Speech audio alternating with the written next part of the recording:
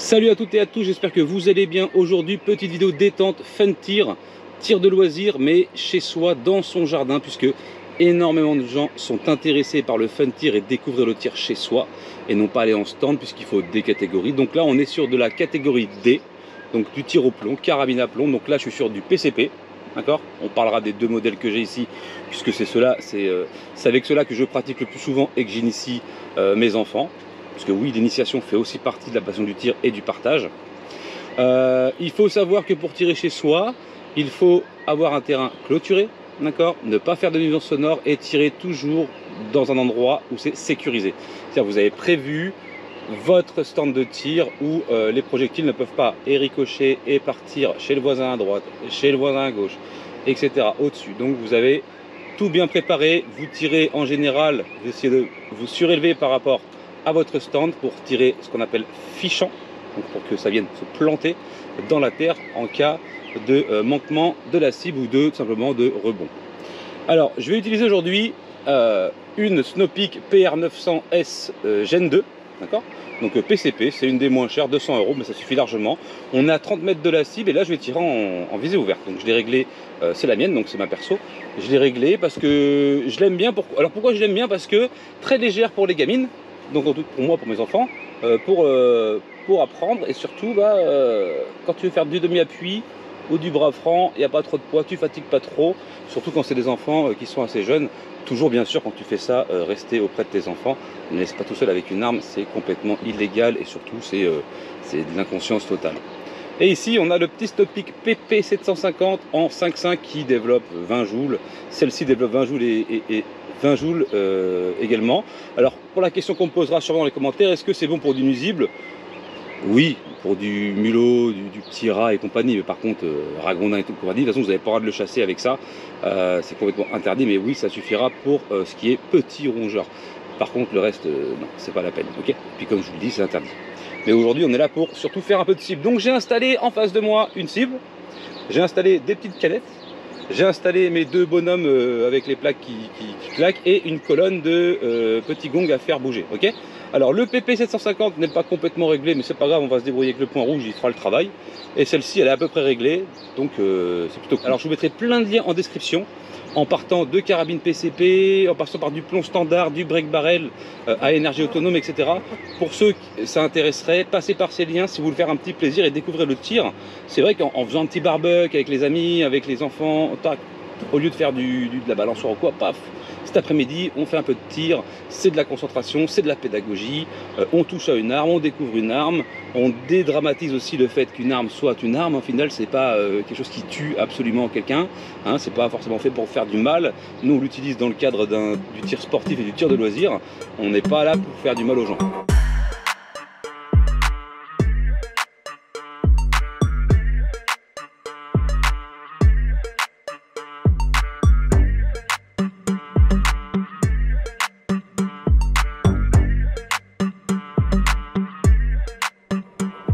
J'ai du plomb pour le PP750 qui fait un peu plus de 20 joules, je crois il est vraiment énervé celui-là, je l'avais boosté.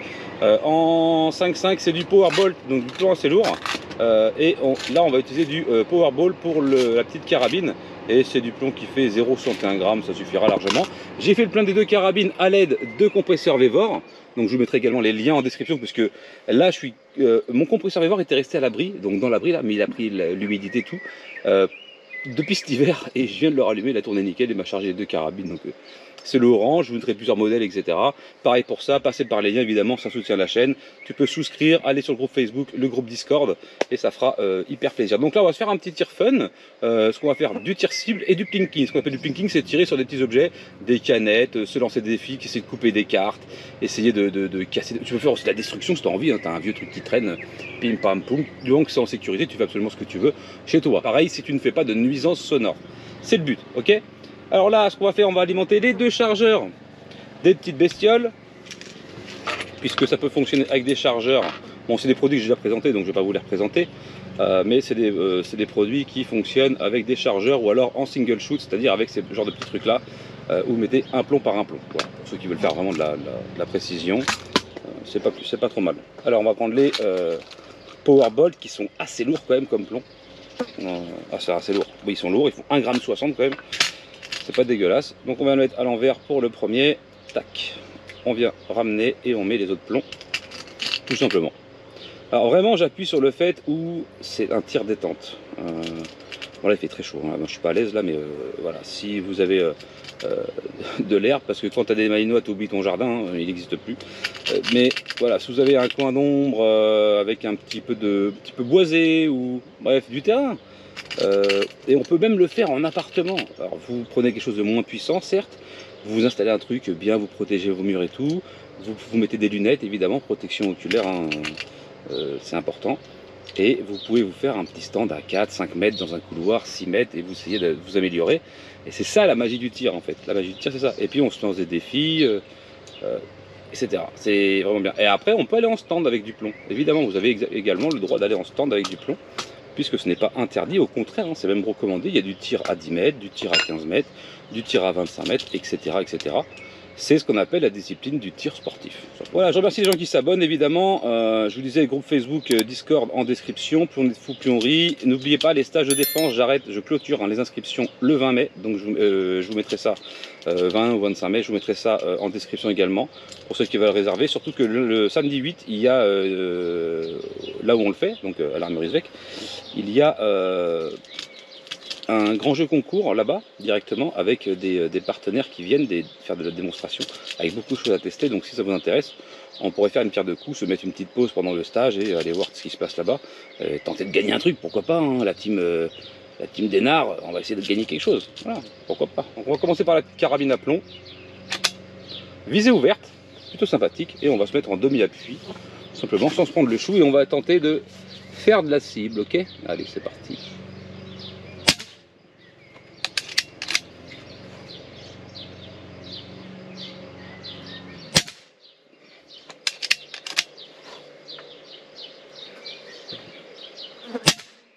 Alors là, entre 25 et 30 mètres, hein, d'accord. Je suis en visée ouverte et en demi-appui.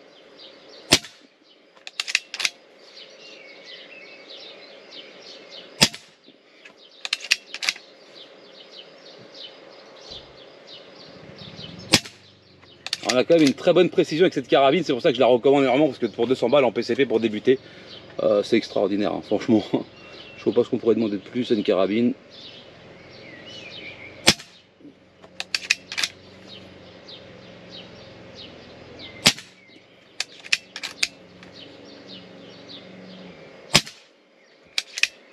Ok, donc on a fini le chargeur, on va s'attaquer aux canettes maintenant, toujours avec cette carabine, hein, on passera à l'autre juste après.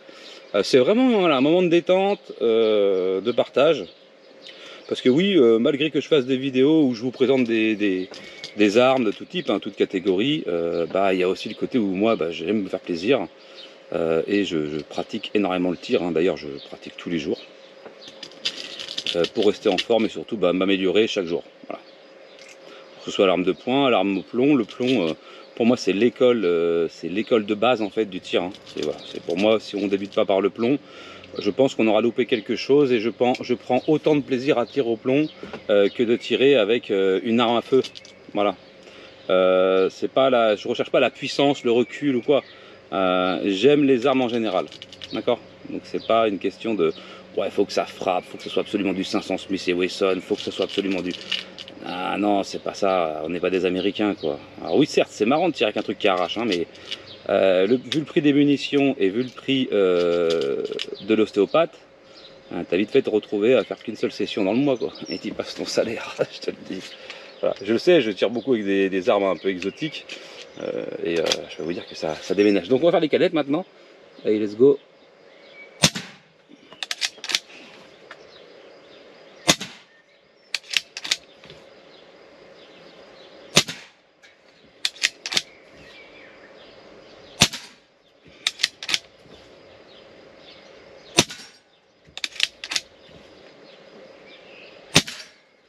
Alors je traverse la canette et je tape en plus les cibles basculantes derrière, ce qui est assez marrant. Les petits bonhommes.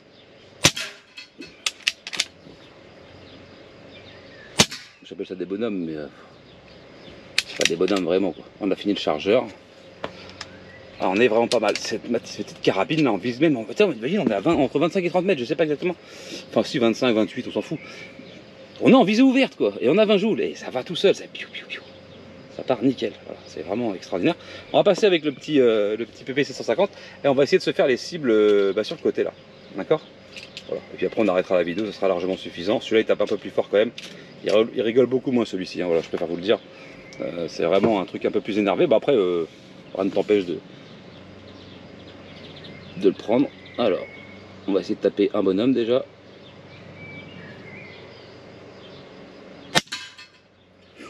Ça tape plus fort déjà. Canette. Allez, on va essayer une canette. Ouh la vache, j'en ai passé comme un avion au travers de la canette, t'as vu? Elle a bougé, mais...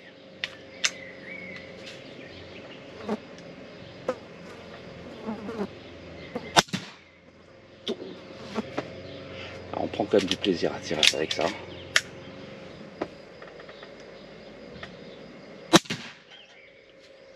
Eh, il est pas bon le Mika, hein, c'est pas bon. Allez, le deuxième bonhomme.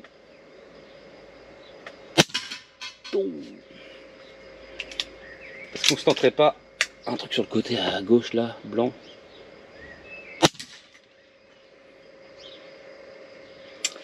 Je sais ce que tu as envie de dire. Ouais, mais tu te cheats et tout.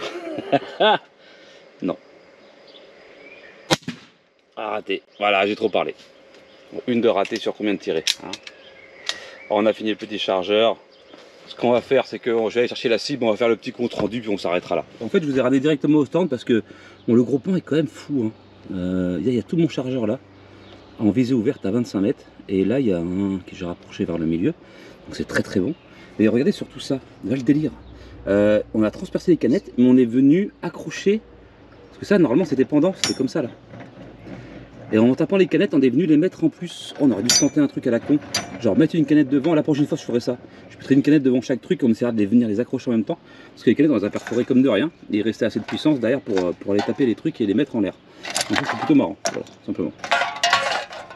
Et puis moi, j'ai un récupérateur de plomb, tu vois. Tout ce qui retombe après, j'ai un tapis derrière. Donc c'est bien pensé. Hein. J'ai un tapis derrière et tout ça, je peux le récupérer et le foutre à la poubelle après. Regarde, par exemple, là, c'est un shrapnel de 22. Hop, tac, il est dans le tapis, pareil pour ici. Tac, il est dans le tapis. Tous les plombs tombent ici. Voilà. Tous les plombs sont récupérés et récupérables. Regarde. Bon, c'est un peu le bordel, je vais pas te mentir. Mais voilà, quand je passe la spie après, je peux faire un sac spécial, je peux trier le plomb, je peux le refaire au fond, je peux le filer à des potes, regarde. Etc. etc. Donc voilà, tac, il a pris cher. On a même passé au travers, regarde, avec une vanne. La vache. Et on a réussi à les avoir. Il tape fort, hein, le machin là, l'Artemis là, le PP 750. Ok, bah écoutez, moi ça me va. J'espère que cette petite vidéo vous aura plu. Tiens, regarde, une petite tête cuivrée là. Hop là, tac. Non mais voilà, tu mets ça, regarde, et puis hop, t'es bien. Donc ça c'est un amorti. Donc derrière il y a ça, il y a du caoutchouc comme ça. Ça c'est les trucs de tapis roulant, tu sais que tu as dans les métros là. Et ça, bah tu te transperces pas comme ça. Hein. Je peux te dire que là tu vas. Et là, tu es en sécurité. Et puis plus ça, le petit truc que j'ai mis, c'est les plombs tombent dedans. Ils peuvent pas rebondissent quasiment pas. Et ça tombe là. Voilà. J'ai quasiment aucun plomb au sol. Très peu quoi en tout cas. Voilà. Donc portez-vous bien, passez une agréable soirée. Je vous mets tout ça en description. Et je vous dis à plus. Tchuss.